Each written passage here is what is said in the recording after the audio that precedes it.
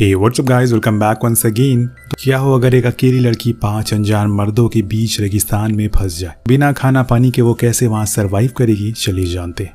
कहानी की शुरुआत अफ्रीका से होती है, जहां एक प्लेन लैंड होता है।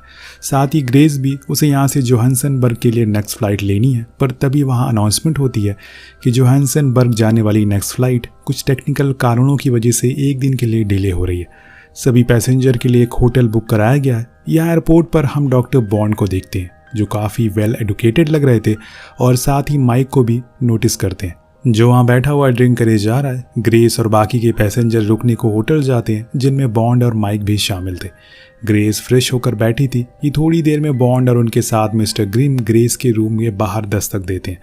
असल में ग्रिम का अपना एक प्राइवेट प्लेन है और डॉक्टर बॉन्ड उसी से आगे की जर्नी कवर करने का प्लान बना रहे, पर उनमें उन्हें 2 और पैसेंजर चाहिए, जिससे कि उनका ज़्यादा खर्चा भी ना आए। इसीलिए वो ग्रेस को मनाने के लिए प्लेन के सारे फीचर्स बताने लगते हैं। तभी माइक वहां आता है और ग्रिम के साथ चलने को तैयार हो जाता है। ग्रेस भी यहाँ जाने को मान जाती है। अब सभी प्लेन पर बैठ ही रहे थे कि तभी ब्रायन का नाम का पैसेंजर भी उन्हें ज्वाइन कर लेता है, जो कि उनका को पैसेंजर ही था। अब ग्रिम उसे भी शामिल कर लेता है। अब इस प्लेन में टोटल 7 लोग हो गए थे। Pilot Grim, Grace, Mike, Brian, Bond और एक और पैसेंजर स्टर्ड। प्लेन अब टेक ऑफ करता है। सब कुछ स्मूथ चल रहा था। तभी ग्रेस सभी को कॉफ़ी ऑफर करती है। तो यहाँ पर ग्रेस अकेली लड़की थी और स्टर्ड और ब्रायन की नज़र उस पर ही थी।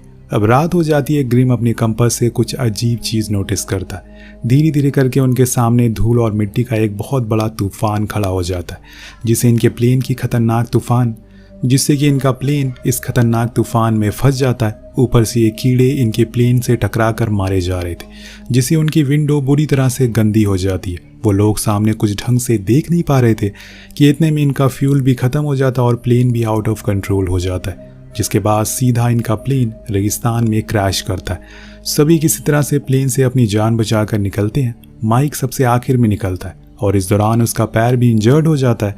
जैसे ही ये सब प्लेन के बाहर निकलते हैं, प्लेन में आग लग जाती है। मतलब पूरा प्लेन अब खराब हो चुका है, जिसमें वो पायलट भी मारा जाता है। सुबह ये लोग उस पायलट को श्रद्धांजलि देते हैं। ग्रिम, जिन्हें इन रेगिस्तान और जंगलों की अच्छी जानकारी थी, वो बताता है कि उन्हें शायद 50 मील का सफ़र पैदल ही तय करना होगा, तब जाकर कहीं उन्हें कोई इंसान बस्ती मिलेगी। अब यहाँ माइक के पैरों की चोट गहरी थी, इसीलिए ग्रिम अभी थोड़ी देर आराम करने को कहता है। पर माइक सभी को चलने को कहता है ताकि वो इस रेगिस्तान से निकल सके।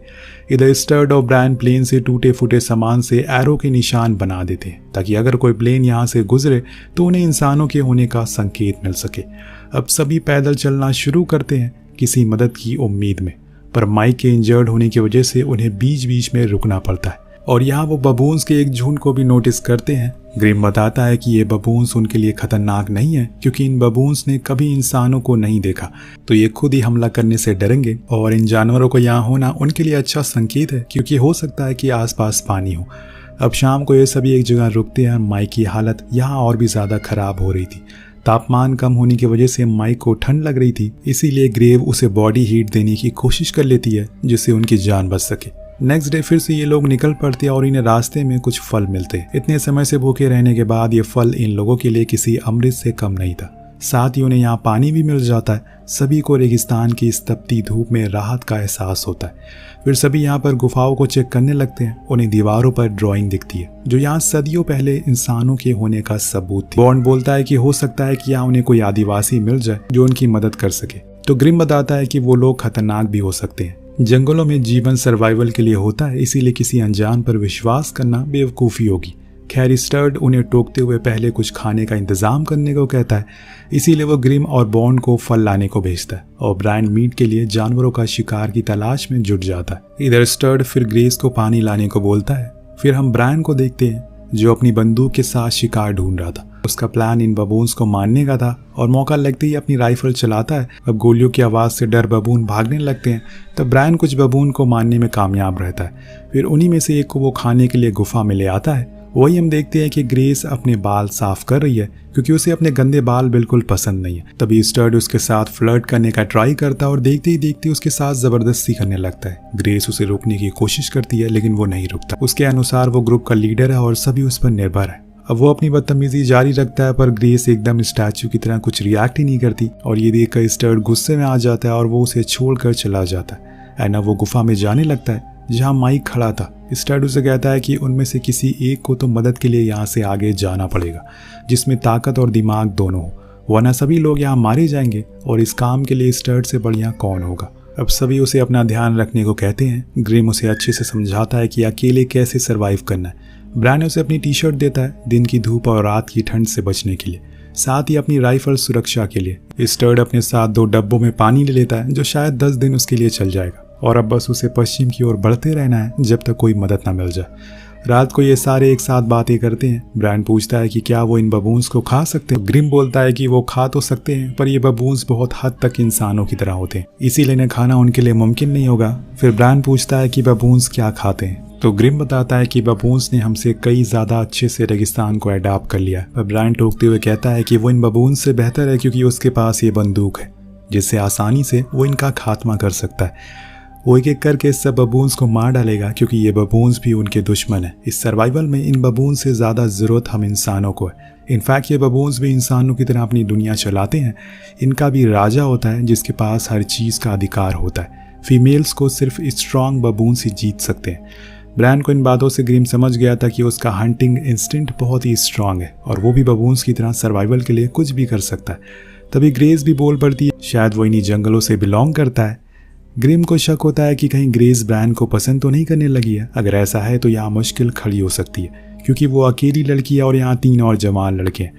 फिर हम स्टड को देखते हैं जिसका भूख से बुरा हाल हो गया है। तभी एक कछुआ उसकी ओर बढ़ता है और वही उसका आज का लंच बनता है। इधर ब्रायन जो फिर से बबून्स का शिकार करने के चट्टानों पर चढ़ता है और ग्रेस उसे फिर से देखकर इंप्रेस हो रही थी, और वहीं बॉन्ड किसी तरह का जाल बिछाकर एक छिपकली को अपने शिकार बना लेता है। वो एक्साइटमेंट में माइक को इस बारे में बताने जाता है, वो जिससे वो काफी खुश था, पर माइक अपने ख्यालों में गुम था। उसे बुरा लग रहा था कि वो घायल होने की वजह से दूसरों पर बोझ बन गया है।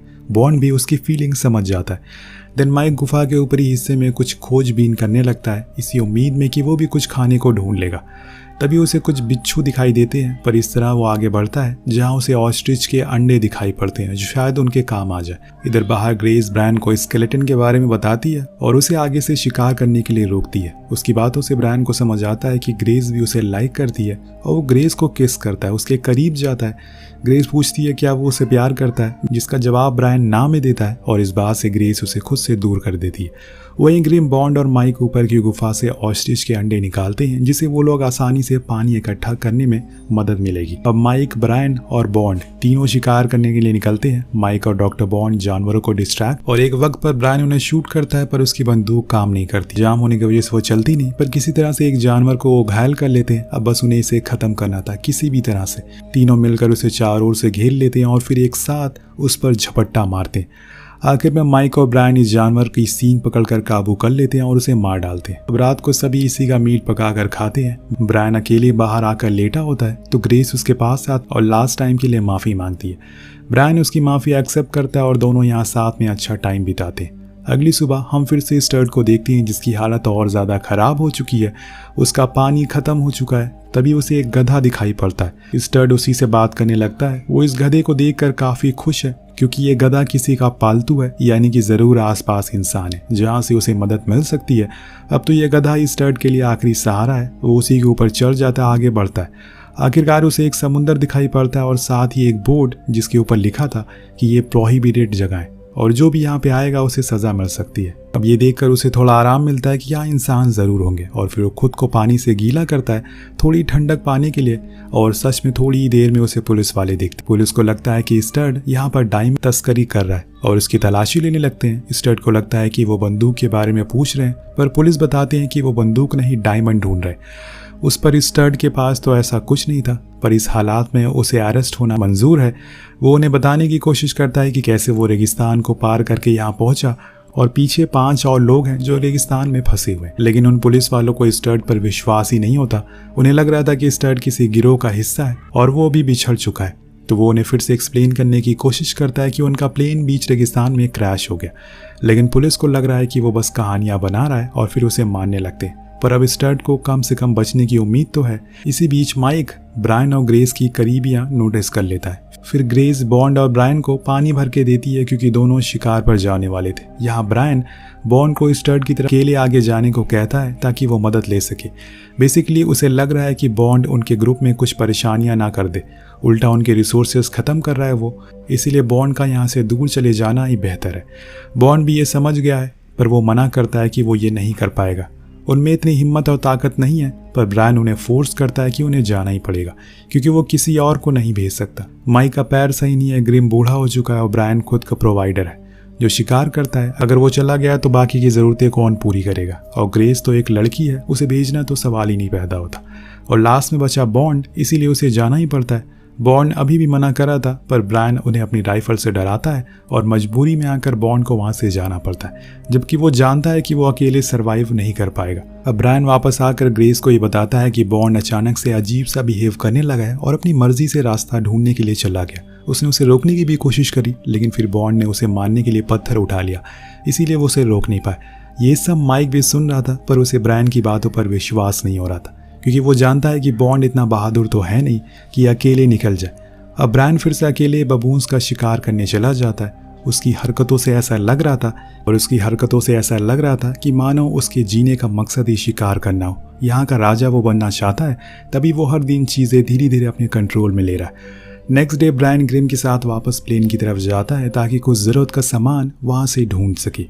ग्रेस इस बारे में माइक को बताती है। माइक का शक अब पूरा और हो जाता है क्योंकि स्टर्ड और बॉन्ड पहले ही चले जा चुके हैं और वो ग्रेस यहाँ बचे हुए हैं और कहीं सब उन्हें छोड़कर चले तो नहीं जाए। वो अपने शक को ग्रेस के सामने जाहिर करता है और उसे बॉन्ड से ऐसा यहाँ से अचानक जाने पर शक है क्योंकि वो जानता है कि बॉन्ड इतना बहादुर तो है नहीं और ना ही इतना बेवकूफ़। अब वो भी ब्रायन के पीछे जाने लगता है। बस ग्रेस यहाँ बची हुई थी और बबून से डर के नीचे गुफा के पास जाने लगती है। तभी उसे एक प्लेन जाता हुआ दिखाई देता है। वो आवाज़ लगाने की कोशिश करती है पर उसकी आवाज़ अनसुनी रह जाती है। वहीं ग्रिम और ब्रायन प्लेन में थोड़ी छानबीन करते हैं पर उन्हें कुछ खास नहीं मिलता। ग्रिम बोलता है कि उन्हें स्टर्ट पर थोड़ा भरोसा भी है, वो कुछ मदद ला सकेगा, पर बॉन्ड पर तो बिल्कुल भी नहीं है, वो फालतू में ही चला गया। तो ब्रायन कहता है कि वो खुद जाने का ट्राई क्यों नहीं करता। और अब ग्रिम को भी ब्रायन पर शक हो गया था कि उसने ही बॉन्ड को ज़बरदस्ती भेजा है और अब ब्रायन उन्हें भी अकेले जाने को कह रहा है। तभी ब्रायन अपनी राइफल निकालता है और ग्रिम सही टाइम पर ब्रायन की राइफल छीन लेता है। उन्हें तो पहले से ही ब्रायन पर शक था, उसे तो बस यहाँ पर सर्वाइव करना है, उसे और किसी से कोई मतलब नहीं है। ब्रायन बोलता है कि ये गन खाली है। ग्रिम कहता है कि जब तक ब्रायन को उन्हें नॉलेज की ज़रूरत थी तब तक उसे कोई दिक्कत नहीं थी।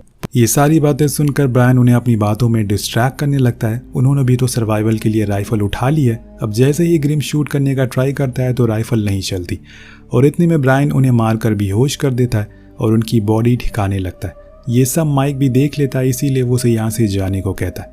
नेक्स्ट सीन में हम बॉन्ड की बॉडी के आसपास आदिवासी लोगों को देखते हैं। वो लोग उन्हें पानी पिलाते हैं जिससे कि उन्हें होश आ जाता है और वो उनका शुक्रिया करता है।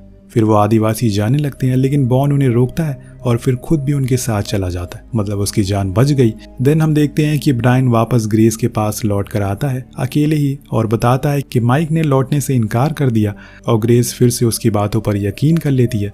नेक्स्ट डे माइक चुपके से ग्रेस को ब्रायन के कारनामे के बारे में बताता है लेकिन ग्रेस मानो उसकी बातों पर विश्वास ही नहीं करती। वो ब्रायन से बेइंतहा प्यार करती है और अगर ये सब सच भी हो तो वो अकेले क्या कर सकती है। माइक बस किसी तरह से ब्रायन की राइफल उसे लेने को बोलता है और इतना ही वो अपनी खुद की सेफ्टी के लिए कर सकती है, पर इन सब के बावजूद वो ब्रायन को बता देती है कि माइक यहीं मौजूद है। ब्रायन तुरंत ही माइक को मारने को तैयार हो जाता है जिससे ग्रेस को रियलाइज होता है कि माइक सही कह रहा था। अब वो उसे रोकने की कोशिश करती है और इसी हाथापाई में राइफल माइक के हाथ लग जाती है। माइक ग्रेस को साइड में रख के कैट्रिज के बारे में बताता है पर इतने में ही ब्रायन उसे बंदूक छीन लेता है और माइक को मारने की कोशिश करता है लेकिन माइक वहां से एक औजार निकालता है जिससे वो ब्रायन को बेहोश करके एक गड्ढे में डाल देता है जिससे कि उसका निकल पाना आसान नहीं था। इसीलिए वो माइक को पैसों का लालच भी देता है, हर तरह से उसे मैनिपुलेट करने की कोशिश करता है पर माइक उसकी बातों में अब नहीं आने वाला। थोड़ी देर बाद ग्रेस उसे मिलने के लिए आती है और एक पल के लिए फिर से ब्रायन की बातों में आ जाती है। ब्रायन उसे सीढ़ियाँ लाने को कहता है, ग्रेस ले भी आती है पर फिर उसे बॉन्ड और ग्रिम का ख्याल आता है और फाइनली वो ब्रायन को मना करके चली जाती है। अब रात को बहुत तेज़ बारिश होने लगती है। ब्रायन जिस गड्ढे में था वो भरने वाला था, इसीलिए माइक और ग्रेस उसे बचाने के लिए जाते हैं पर तब तक वो गड्ढा पूरी तरह से भर जाता है। ग्रेस को लगता है कि ब्रायन डूबकर मारा गया, पर माइक को विश्वास था कि ब्रायन जैसा इंसान इतनी जल्दी नहीं मर सकता। अब ये किसी तरह से रात गुजारते हैं और नेक्स्ट डे वहाँ एक चमत्कार होता है। उनके सामने एक हेलीकॉप्टर उतरता है जिससे माइक और ग्रेस की जान बच जाती है। शायद हेलीकॉप्टर स्टड ने ही इन्हें रेस्क्यू करने के लिए भिजवाया हो। वो ब्रायन को भी आवाज़ लगाते हैं कहीं वो जिंदा हो तो उनके साथ आ जाए। ब्रायन उनकी आवाज़ सुन रहा था पर जाता नहीं है, वो छुप कर वहीं बैठा रहता है, क्योंकि अगर वो गया तो उसे खून करने के इल्ज़ाम में जेल में डाल दिया जाएगा और वो अकेले यहाँ जानवरों का शिकार करते हुए जीना चाहता है। उसे अच्छा लगता है यहाँ पर। ऐसे ही न जाने कितने समय बीत जाता है और वो अकेले यहाँ पर घूमता रहता है। और एक दिन ऐसे ही ब्रायन का शिकारी दिमाग फिर उसे इन बबून्स का शिकार करने को मजबूर कर देता है।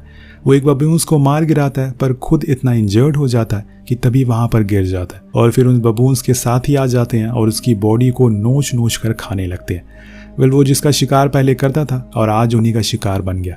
इसी के साथ ये कहानी यही खत्म हो जाती है। मिलते हैं अगली वीडियो में। Thank you so much watching. Peace out.